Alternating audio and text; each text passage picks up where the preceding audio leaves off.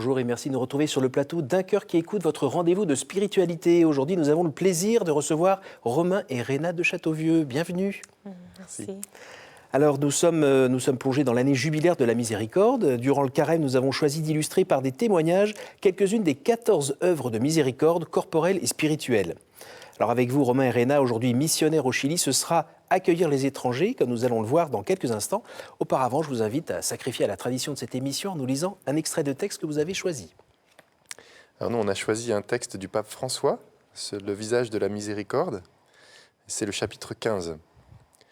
Au cours de cette année sainte, nous pourrons faire l'expérience d'ouvrir le cœur à ceux qui vivent dans les périphéries existentielles les plus différentes, que le monde moderne a souvent créées de façon dramatique. Combien de situations de précarité et de souffrance n'existent-elles pas dans le monde d'aujourd'hui? Combien de blessures ne sont-elles pas imprimées dans la chair de ceux qui n'ont plus de voix parce que leur cri s'est évanoui et s'est tu à cause de l'indifférence des peuples riches? Au cours de ce jubilé, l'Église sera encore davantage appelée à soigner ces blessures, à les soulager avec l'huile de la consolation, à les panser avec la miséricorde et à les soigner avec la solidarité et l'attention. Ne tombons pas dans l'indifférence qui humilie, dans l'habitude qui anesthésie l'âme et empêche de découvrir la nouveauté, dans le cynisme destructeur. Ouvrons nos yeux pour voir les misères du monde, les blessures de tant de frères et sœurs privés de dignité, et sentons-nous appelés à entendre leurs cris qui appellent à l'aide. Que nos mains serrent leurs mains et les attirent vers nous afin qu'ils sentent la chaleur de notre présence, de l'amitié et de la fraternité, que leurs cris deviennent le nôtre et qu'ensemble, nous puissions briser la barrière d'indifférence qui règne souvent en souveraine pour cacher l'hypocrisie et l'égoïsme. J'ai un grand désir que le peuple chrétien réfléchisse durant le jubilé sur les œuvres de miséricorde corporelle et spirituelle. Ce sera une façon de réveiller notre conscience souvent endormie face au drame de la pauvreté et de pénétrer toujours davantage le cœur de l'Évangile où les pauvres sont les destinataires privilégiés de la miséricorde divine. C'est votre règle de vie quotidienne que vous venez de lire, en fait? En tout cas, c'est vraiment pour nous un guide, le pape François, et il est, je dirais, un peu à l'origine de Miséricordia, ce qu'on vit au quotidien. Alors on va reparler un petit peu de ce qu'est Miséricordia. Juste avant, alors, je me suis un peu basé sur le livre Mission Tepeyac, l'extraordinaire aventure d'une famille au service de l'Église et des plus pauvres. Donc un livre que vous venez de publier, qui raconte un petit peu cette aventure, cette mission dans laquelle vous vous êtes engagés tous les deux. Alors juste pour préciser, on va commencer par Réna quand même, un peu de galanterie. Vous êtes brésilienne, vous êtes née à Salvador de Bahia. Et puis vous-même, Romain, vous êtes né en France. Vous avez vécu entre Marseille et La Réunion. Voilà, vous avez fait des études d'architecte et avant que votre vie ne change, ne bascule. Alors, moi, ce qui m'intéresserait quand même, c'est que vous me racontiez un petit peu où vous viviez avant de rencontrer Romain et puis comment vous avez rencontré le Seigneur. À Salvador de Bahia, j'ai grandi dans une favela. C'était des bidonvilles où les maisons étaient construites sur l'eau. Et du coup, avec mes 4 frères et sœurs, on a grandi dans cette favela où on côtoyait tous les jours la violence, le trafic, la prostitution et beaucoup de misère, de pauvreté. À la maison, on n'avait pas de quoi manger tous les jours. Et j'ai grandi dans une famille où on ne m'a jamais parlé de Jésus, on ne m'a jamais parlé de Dieu. Voilà, je ne connaissais rien de religion. Et un jour, quand j'avais l'âge de 16 ans, j'ai commencé à me questionner sur la pauvreté et la misère que je voyais autour de moi. Et petit à petit, c'était comme dans mon cœur, ça a grandi une haine et une tristesse profonde. Et avec tout ce mélange de mon cœur, un jour, je trouve une Bible, je l'ouvre, je commence à la lire et je tombe dans le passage qui parle de la passion de Jésus. Et pour moi, c'était une rencontre hyper forte parce que c'était la première fois de ma vie que je me suis rendu compte qu'il existait un Dieu qui avait donné sa vie pour moi, mort dans une croix, et que moi, Réna, 16 ans, je ne le connaissais pas, j'ai haïssé ma vie, j'ai haïssé la pauvreté et je ne faisais rien pour lui démontrer mon amour. Et c'était là toute une voie qui s'est ouverte pour moi. Je commençais à participer dans une église qui était proche de ma maison. Et voilà. C'est Notre-Dame des Alagados, c'est ça? Des Alagados, voilà. Où il y a des prêtres de la communauté de l'Emmanuel, si je ne me trompe Voilà. pas, qui sont présents. Aujourd'hui, c'est les prêtres d'Emmanuel. Et avant, c'était un prêtre français qui a passé 10 ans dans cette paroisse. C'est le père You, c'est ça? You, Dominique You, qui est devenu évêque aujourd'hui en Amazonie. Et juste un mot, vous avez eu l'impression, en lisant la Bible, de rencontrer quelqu'un? Ouais. C'était comme si les paroles que je lisais, c'était tellement vrai et évident pour moi. Et c'était comme cette rencontre personnelle avec le Christ. Et je ne pouvais pas douter, quoi. Et je me mis à pleurer et voilà, ça a bousculé ma vie. Alors Romain, ça s'est passé comment pour vous? Alors vous étiez donc, vous, plutôt en France, en train d'étudier l'architecture. Voilà, moi je suis d'une famille aussi de 5, d'une famille catholique. Et au moment de mes études d'architecture, ma 3e année d'architecture, je suis parti au Chili. Et après vraiment un échec des études au premier semestre, un de mes amis prêtres de l'Emmanuel, qui était envoyé justement dans la paroisse de Reina, m'a invité à le rejoindre. Et pour moi, ça a été une extraordinaire expérience de découvrir la favela, la foi du Brésil. Vous étiez d'une famille catholique? Oui. Et je dois dire que j'avais une foi assez rationnelle, assez sociale. Je n'avais pas encore expérimenté cette rencontre forte avec Jésus. Et puis pendant le carême, c'était le carême, on m'a demandé de faire Jésus pendant le chemin de croix de la paroisse, qui était très nouveau pour moi. Et à la fin du chemin de croix... Vous expliquez dans le livre que vous portiez une barbe et des cheveux longs, donc voilà, je collais bien au boulot, quoi. Voilà. C'était pas trop dur, a priori. Et vraiment, cette expérience de jouer Jésus, entre parenthèses, dans le chemin de croix, a été pour moi une manière de me rendre compte aussi combien il l'avait vécu et qu'il l'avait vécu pour moi. Et à la fin du chemin de croix, le Seigneur m'a donné la grâce de pouvoir contempler son visage dans le plus pauvre, où les petites sœurs de Mère Teresa m'ont demandé d'amener un médicament à une personne qui était alitée. Et je suis allé retrouver Ricardo, ce vieux monsieur. Et dans cette petite maison, pas plus grande que le plateau télé, on avait Ricardo qui était allongé sur son lit, qui m'a demandé de m'asseoir à côté de lui. Et il a commencé à me raconter sa vie, les souffrances de son cœur. Et puis tout d'un coup, il s'est mis à pleurer comme un petit enfant. Et le réflexe, ça a été de nettoyer les larmes de son visage. Et en nettoyant les premières larmes, j'ai vraiment eu cette rencontre très forte avec le Christ souffrant, le serviteur souffrant, la couronne, le sang. Et le Christ m'a regardé avec ce regard de miséricorde et je me suis senti aimé comme jamais j'avais pu me sentir aimé. Et j'ai entendu cette voix dans mon cœur qui disait « Romain, le bonheur que tu recherches, c'est au service des pauvres que tu le trouveras. » Et vraiment, ça, c'est le point un peu de non-retour de ma vie où j'ai senti que le Seigneur m'appelait à le suivre à travers le service des plus délaissés, des plus pauvres. Ce qui vous a ouvert le cœur à justement pouvoir entendre Jésus qui vous parlait, c'est quoi? C'est les études qui ont plus ou moins réussi? C'est le fait de se casser la figure avec la croix sur l'épaule dans la boue, sous la pluie, pendant ce chemin de croix qui était plus compliqué que prévu? Qu'est-ce qui... C'est certainement ça, c'est certainement le mélange de tout ça, où j'avais vraiment l'impression d'avoir vécu ma vie, d'avoir vécu ma vie au maximum, d'avoir goûté à toutes les bonnes choses. Et puis ce moment-là dans le chemin de croix, comme si ma vie prenait un nouveau départ, et comme si, voilà, à partir d'aujourd'hui, ma vie serait pour le bon Dieu, donnée au Seigneur. Alors Réna, il y a un moment quand même où vous vous êtes rencontrés tous les deux. Vous pouvez nous raconter un petit peu comment ça s'est fait, parce que ça ne s'est pas fait si facilement que ça. Je n'ai pas dit au début, mais après, j'ai participé d'une communauté des jeunes qui vivaient ensemble et qui partageaient une vie de prière, de service aux pauvres. Et dans cette communauté, du coup, on accueillait des jeunes. Et un jour, il y a Romain qui débarque et qui vient justement pour vivre une expérience missionnaire dans cette communauté.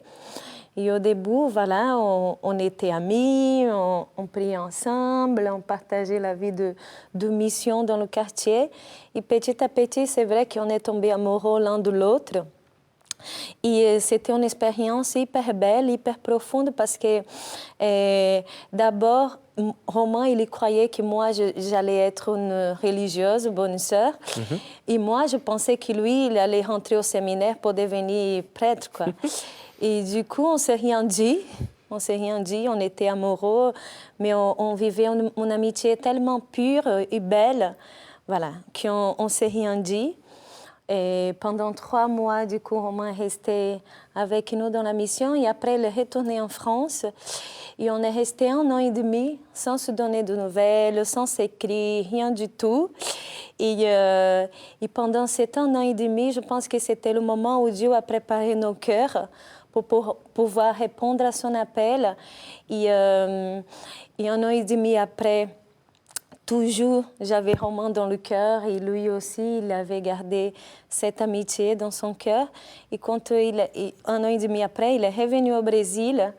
Et c'était à ce moment-là qu'on s'assit, on s'est parlé et on s'est rendu compte que vraiment le Seigneur nous appelait d'abord à nous marier déjà, à former une famille. Et après que cet appel-là, c'était plus profond. C'était d'être une famille, d'être un couple, mais donner à l'Église et à les plus pauvres. Et c'était beau aussi parce que c'était tellement évident pour nous que Romain, il m'a demandé au mariage. On n'a jamais se donné des bisous ni rien du tout. Et c'était vraiment un moment béni par le Seigneur, quoi.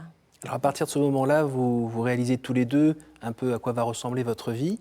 Il y a eu un peu de combat spirituel à ce moment-là quand même. Est-ce qu'il n'y a pas eu quelques questions qui se sont posées sur je sais pas, la façon de voir la vie en Occident, en se disant que on fait des études, on fait une carrière, on a une maison, des voitures, des machins, des chouettes.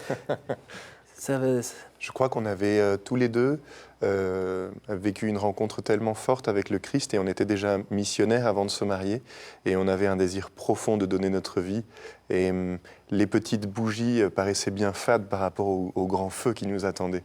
Et on était tout à fait prêts et heureux de laisser le monde et vraiment se donner au Christ dans notre famille, dans notre couple. Et la famille, les parents, les frères et sœurs, les cousins, les copains, ils n'ont pas dit ça n'a pas la tête?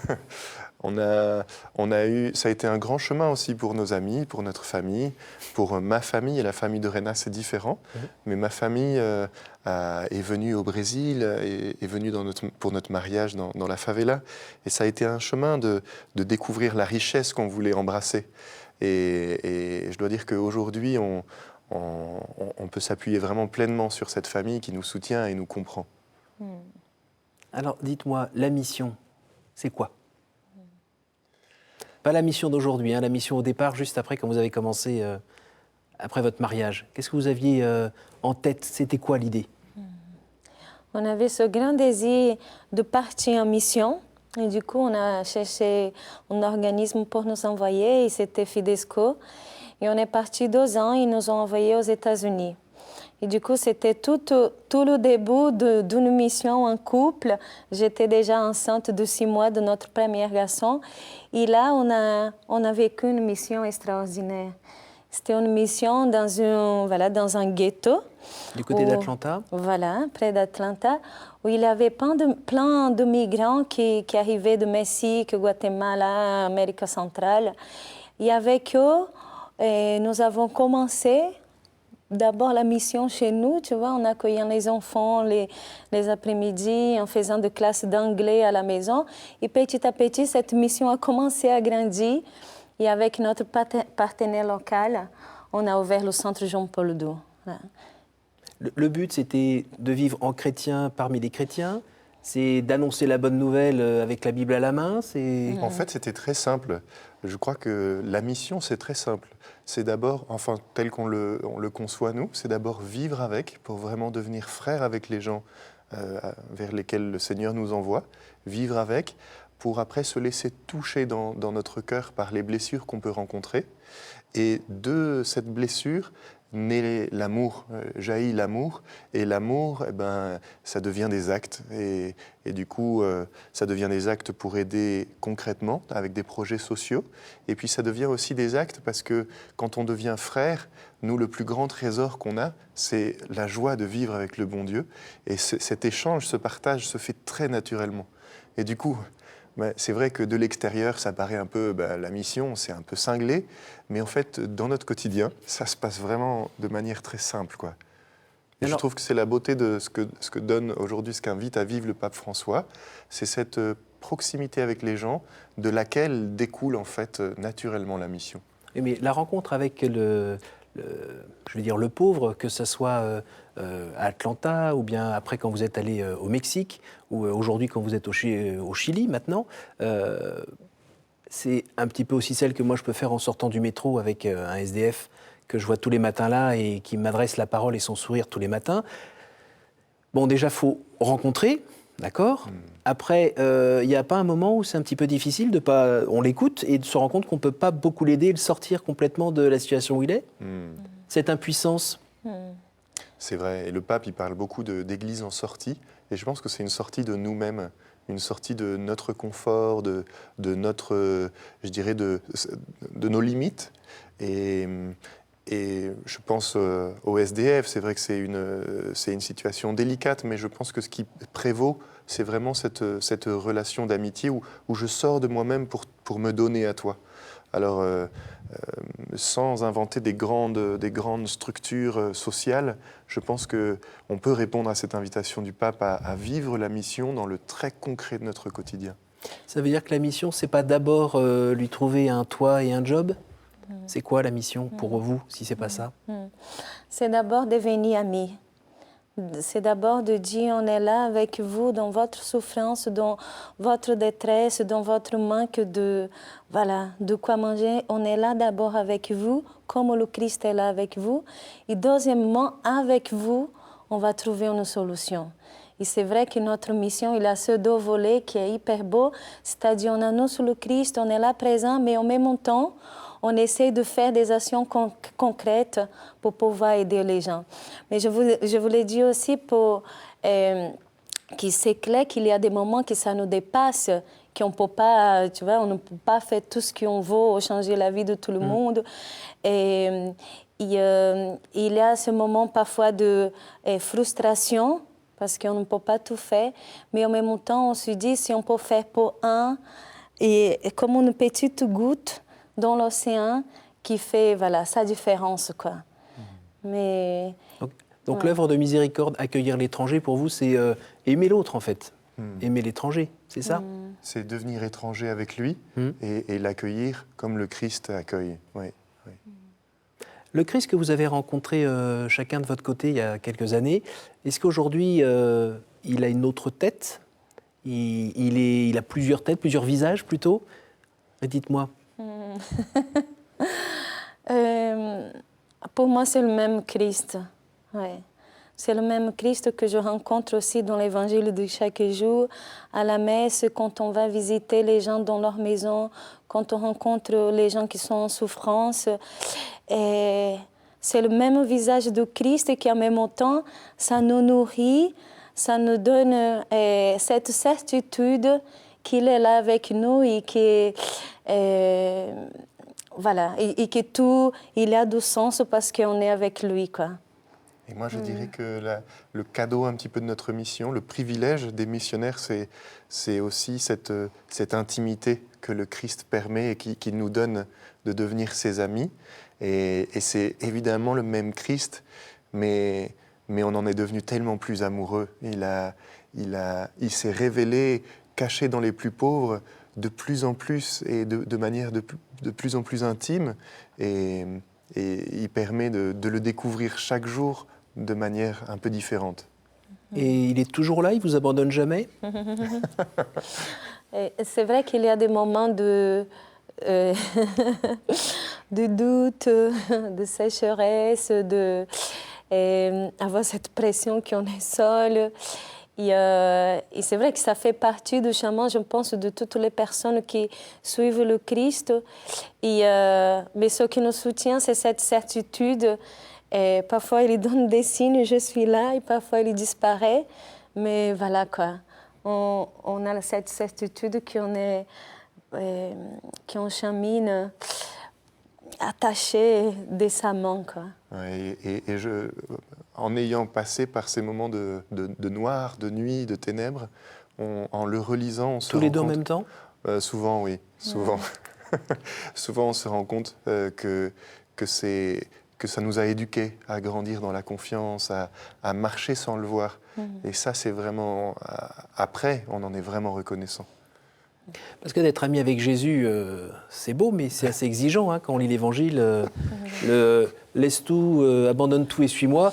Oui, c'est pas juste abandonner ses affaires, c'est aussi abandonner une partie de soi et autres. Donc, est-ce que aussi il y a des moments où on se sent pas à la hauteur de ce que demande Jésus parce qu'on reste pécheur, j'imagine? Enfin, je parle pour moi, mais pour vous peut-être pas. Bien sûr que si. Plus on avance, plus on est proche de lui, plus on se sent pécheur, plus on voit le voile qui révèle toute notre misère. Et le remède, c'est vraiment la confiance, sinon c'est la désolation. Donc la confiance, alors là on peut le dire vraiment dans sa miséricorde. Ah ouais, vraiment. Ça, vous l'avez expérimenté, ça? Oui, et puis on a expérimenté aussi quelque chose de très fort, c'est que le Seigneur, il a jamais choisi des gens qui étaient capables. Il a toujours rendu capables les gens qu'il avait choisis. Et pour nous, on le sent, on le vit dans notre chair, mais au quotidien, quoi. Donc on a tous notre chance pour devenir missionnaire, c'est ça que vous êtes en train de dire? Ah oui, vraiment, vraiment. Alors aujourd'hui, donc, vous êtes toujours marié, super. Vous avez 4 enfants. Apparemment, il y en a peut-être un qui pourrait venir compléter. Vous êtes en mission au Chili. Vous venez de faire là une tournée en Europe pour raconter un peu ce que vous faisiez et sensibiliser les gens. Alors qu'est-ce que vous faites? C'est quoi Miséricordia? Miséricordia, c'est une association qui a son siège un peu en France et puis qui agit au Chili. Et Miséricordia, l'intuition, c'est à la fois de servir les pauvres à travers des projets concrets. Et au Chili, c'est des projets d'éducation avec les enfants de la rue et des projets liés à la santé. Et puis l'autre volet, c'est l'évangélisation. Enraciné dans la paroisse, enraciné dans le diocèse, on appuie l'Église dans sa tâche évangélisatrice à travers la prière du chapelet, une veillée hebdomadaire d'adoration, et puis surtout des visites quotidiennes le matin.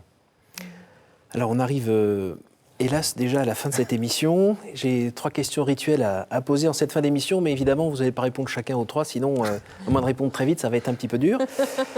Alors Romain, quel conseil donneriez-vous à quelqu'un qui vous dirait « j'ai envie de rencontrer Dieu, par quoi dois-je commencer ?»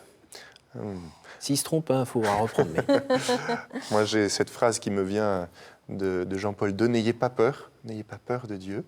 Et je dirais de s'armer un peu de la sincérité, c'est-à-dire parler avec une grande sincérité à Dieu dans « je veux te rencontrer et mon cœur est vrai », et puis l'humilité, de dire « Seigneur, je suis rien, mais vraiment, je te laisse la place dans mon cœur, viens te révéler à moi ». Quel est votre héros, votre saint, la personne que vous trouvez admirable? Quelqu'un qui est toujours présente avec nous, à qui on a vraiment une grande admiration, même si elle n'est pas dans le même état de vie que nous. C'est Mère Teresa. Et on l'admire beaucoup pour son amour aux pauvres, pour son donation, sa générosité et sa radicalité. Et tout ça, ça nous parle beaucoup. Romain, au jour du jugement, qu'aimeriez-vous que Dieu vous dise? Tu as bien bossé. Tu as fait des efforts. Et ouais, voilà, savoir qu'on a tout donné, qu'on a fait de notre mieux et que le Seigneur soit content de nos efforts. Et vous, Réna, qu'est-ce que vous aimeriez que Dieu vous dise? J'aime trop cette partie de l'Évangile qui dit « Venez et bénis de mon Père parce que j'avais faim et vous m'avez donné à manger, j'avais soif et vous m'avez donné à boire. » Et je pense que j'aimerais bien entendre ça, qu'on était fidèles à cet appel que le Seigneur nous a fait un jour et que jusqu'à la fin, on puisse le répondre avec nos pauvretés et avec tout ce que nous sommes. Merci à tous les deux pour ce témoignage et ce bon moment passé ensemble. J'invite les téléspectateurs à lire ce livre Mission TPIAC qui ressemble un peu à les Fioretti des différentes des différents moments de votre mission, de rencontre avec le Christ, ou parfois même ça ressemble à des miracles. En tout cas, j'ai beaucoup aimé. Merci à vous tous pour votre témoignage, merci à vous tous pour votre fidélité. Vous pouvez évidemment voir, revoir et partager cette émission grâce à notre site www.ktotv.com. À la semaine prochaine.